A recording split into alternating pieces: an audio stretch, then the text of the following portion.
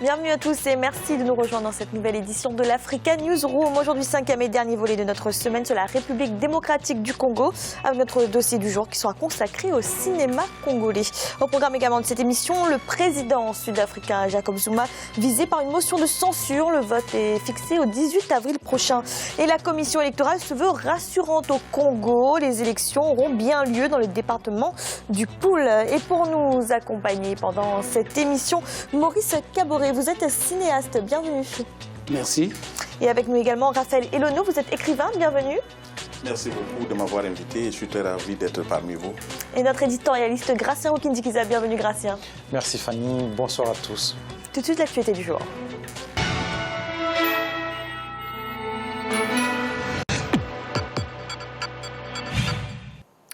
En Afrique du Sud, la contestation s'organise contre le président Jacob Zuma. De grandes manifestations ont eu lieu ce vendredi. Le président sud-africain doit également faire face à une motion de censure. Un vote de défiance est prévu le 18 avril au Parlement. Amira Beljabala, Jean-Pierre. La date a été fixée. C'est ce 18 avril que l'Assemblée nationale sud-africaine examinera la nouvelle motion de défiance déposée par l'Alliance démocratique contre le président Jacob Zuma. On lui reproche d'avoir limogé son ministre des Finances, Pravin Gordhan, et d'avoir effectué un remaniement ministériel hasardeux. J'ai dit au président que je n'étais pas d'accord avec lui. Un certain nombre d'autres collègues et de camarades ne sont pas satisfaits de cette situation, particulièrement du renvoi du ministre des Finances qui servait le pays avec honneur et excellence. Malgré les sorties médiatiques des membres de l'ANC dénonçant ouvertement ce limogeage et les défections qui se succèdent au sein du parti, la formation historique a tenté de faire bonne figure en appelant à l'unité. Mais la division est bel et bien là. L'ANC peine à rester soudée face aux différents scandales qui éclaboussent Jacob Zuma depuis plusieurs mois maintenant. C'est très difficile de défendre Zuma. Soit il reconnaît les erreurs, il démissionne. Je pense que la démission du président Zuma serait une très bonne chose pour l'ANC. On ne sait pas tout ce qui peut arriver en cours de route. Si par exemple il se retrouve avec une majorité au sein de l'ANC qui commence à dire on ne peut pas supporter tout ce qu'il a fait, on a envie que il se met de côté, il nous laisse, il ne peut pas continuer sans avoir la majorité. Pour l'heure, l'ANC tente tant bien que mal de se préparer pour les élections générales de 2019. La formation doit ainsi désigner un nouveau chef qui le représentera lors de la présidentielle. Et deux camps s'affrontent, les pro-Zuma, soutien de Nkosazana Dlamini Zuma, et les partisans de l'actuel vice-président de l'ANC, Cyril Ramaphosa.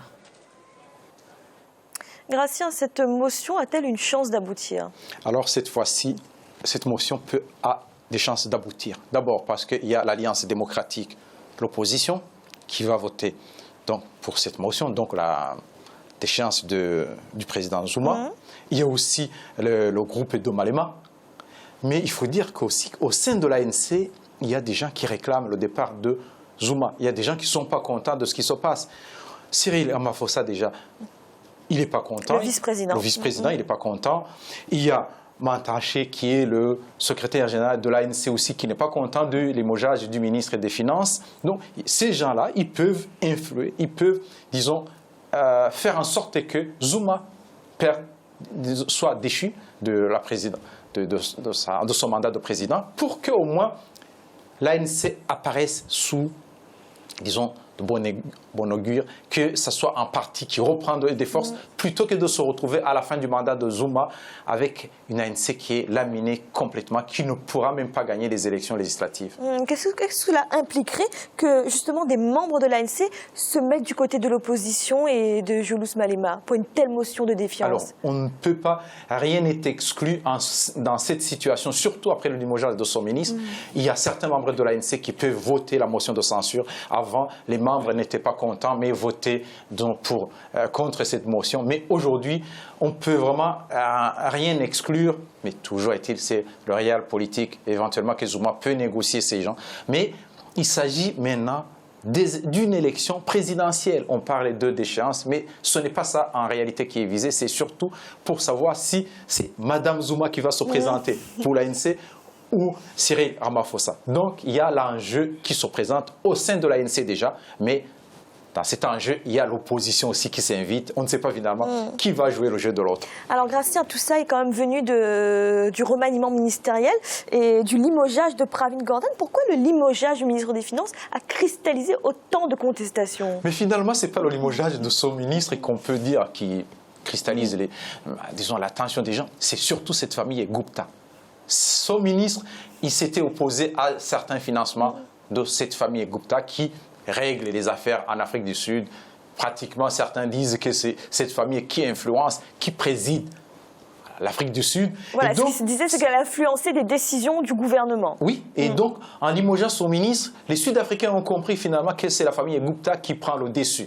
Et de cette façon, c'est pour ça que et l'opposition, même l'opposition qui réclame, disons, qui proteste contre ce limogeage, y compris l'archevêque Desmond Tutu, qui manifeste aujourd'hui contre le président Zuma. Donc, on voit bien qu'à travers son ministre, le peuple sud-africain dit on est opposé à cette mainmise de cette famille Gupta qui corrompt dans le pays, qui empêche le pays d'avancer. Julius Malema, il a également demandé à la Cour constitutionnelle de se prononcer sur une destitution du chef de l'État. Est-ce que ce genre de procédure peut également aboutir? Bon, un peu plus non, ça ne peut pas aboutir. Ça ne peut pas aboutir parce qu'on sait bien, même si la justice est indépendante, Zuma, il a une certaine mainmise sur la justice. Ça peut se faire plus au Parlement qu'au niveau de la justice, même s'il y a certains magistrats qui arrivent à faire avancer des dossiers. Mais on peut dire vraiment que la Cour constitutionnelle ne peut pas, disons, démettre le président Zuma. Merci. Dans l'actualité également au Congo, le département du Poul ne sera pas exempté des prochaines élections législatives et locales. C'est ce qu'a indiqué le président de la Commission nationale électorale indépendante, Henri Bouka. Face au climat d'insécurité qui règne dans ce département, plusieurs observateurs avaient en effet estimé que celui-ci serait exclu comme en 2002. Reportage de notre correspondant Deva Parzou. Cela fait près d'une année que le climat d'insécurité règne à nouveau dans plusieurs localités du département du Pôle. Ainsi, la participation des populations et la tenue des activités des différents candidats pourraient rencontrer un blocage. Mais le président de la Commission nationale électorale indépendante, Henri Bouka, n'exclut pas ce département, sauf s'il y a des difficultés sur le terrain. En ce qui concerne le département du Pôle, nous préparons les prochains scrutins sans exclure aucun département. Maintenant, si à l'arrivée, il se trouve que nous avons des difficultés de terrain, eh bien, nous allons en faire rapport à l'autorité. Et l'autorité, c'est le gouvernement qui avisera opportunément. Cette année, la CENEI organise les législatives et locales, 2 élections au suffrage universel direct qu'elle pourrait coupler afin de garantir l'efficacité de ses équipes, mais aussi gagner en temps. Ce sont 2 élections qui se déroulent au suffrage universel direct. À ce moment-là, on peut penser raisonnablement qu'au lieu d'organiser 2 élections à 2 semaines ou un mois d'intervalle, on peut faire en sorte que les mêmes électeurs, le même jour, au premier tour des législatives, se prononcent aussi bien sur le vote des députés que sur le vote des conseillers locaux. Notons que près de 15 000 habitants ont fui leur village situé dans le département du Pôle pour se réfugier à Brazzaville. Pour l'instant, la date des élections demeure inconnue car la CENEI fait encore face à la difficulté de révision des listes électorales. Gracia, est-ce que vous y croyez à l'organisation d'élections dans le Pôle, ce département? Tout dépend des moyens que l'État va mettre, parce que s'il s'agit d'une zone, d'un département qui pose un problème, il suffit de mettre beaucoup de moyens de sécurité. En principe, au Congo, il n'y a pas de guerre. Actuellement, on ne connaît pas vraiment une rébellion déclarée qui occupe une certaine zone. Parler d'insécurité, plus, disons, d'une certaine opposition, mais en réalité, il s'agit toujours, on organise des élections, il s'agit de promettre la transparence totale dans cette région et de négocier avec les gens. Dans tous les cas, s'il y a insécurité, on sait plus ou moins au niveau des services de renseignement, même au niveau de l'État, qui peut être à la base. On connaît certains opposants, on connaît certains qui peuvent être derrière des mouvements. Donc, ils peuvent négocier au moins pour organiser les élections en contrepartie d'une garantie totale vraiment de transparence pour que la région soit représentée par les gens élus non pas des gens qui représentent le pouvoir.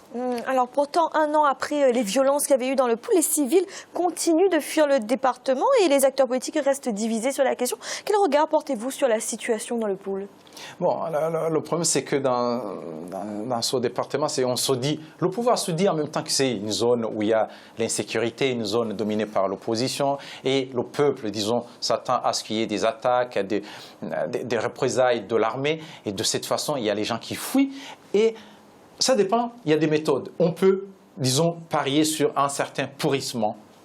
Éventuellement, c'est ce qui est en train de se passer, pour que les gens finissent par se fatiguer et se disent finalement, on arrête, on n'est pas d'accord avec ces gens qui peuvent mener, disons, qui font l'insécurité. On doit retrouver notre département, on doit reconstruire. Et en ce cas, il y a certains qui vont demander à l'État, venez, nous, on abandonne tout, on peut dénoncer ceux qui font, disons, de l'insécurité. Donc c'est une façon de faire, c'est une sorte, une politique parmi tant d'autres. Le pourrissement fait partie. Comment évaluez-vous la réaction du gouvernement par rapport à la situation dans le pool? Est-ce que le gouvernement réagit bien? Le gouvernement ne réagit pas bien parce qu'il y a beaucoup de rapports qui disent qu'il y a beaucoup d'exactions, il y a beaucoup de problèmes des forces de l'ordre, on parlait des gens, des bavures, mais il faut dire qu'en même temps, certains, on peut se dire, cette zone-là ne vote pas pour nous, crée l'insécurité, donc on ne s'en occupe pas, et même s'il y a des bavures, ce n'est pas notre problème, on ne va pas punir les militaires. Ce n'est pas une bonne attitude. Au contraire, je pense que le gouvernement devrait montrer de bons signes qu'il faut plus qu'il y ait de bavures dans cette zone. Il faut montrer que le pouvoir peut, disons, ramener la sécurité et le pouvoir est avec tout le peuple, y compris le peuple, les gens qui se trouvent dans le peuple. Alors, depuis le début de ces violences, les autorités accusent des forces qui seraient fidèles au pasteur Ntoumi, mais depuis, plus rien, pas de suite. Qu'est-ce qu'il faut en penser? En général, le pouvoir cherche toujours un bouc émissaire. Le pasteur Ntoumi, on en a toujours parlé. On parlait toujours de lui. Il y a l'ancien général, le candidat qui était, mais lui, il est plus libre. Donc on peut se dire finalement c'est qui qu'on va accuser. Il faut trouver quelqu'un, un bouc émissaire, tant qu'il y a des problèmes dans cette région, au lieu de régler les problèmes. Parce que même le pasteur Ntoumi, personne ne peut le suivre si vraiment il y a, disons, une volonté de l'État, une volonté de faire pacifier le pays, aussi d'apporter le développement. Parce que les gens se rebellent ou, disons, rentrent. Il n'y a pas une rébellion en soi, mais commencent à contester parce qu'il y a une sorte, disons, de déséquilibre au niveau du développement.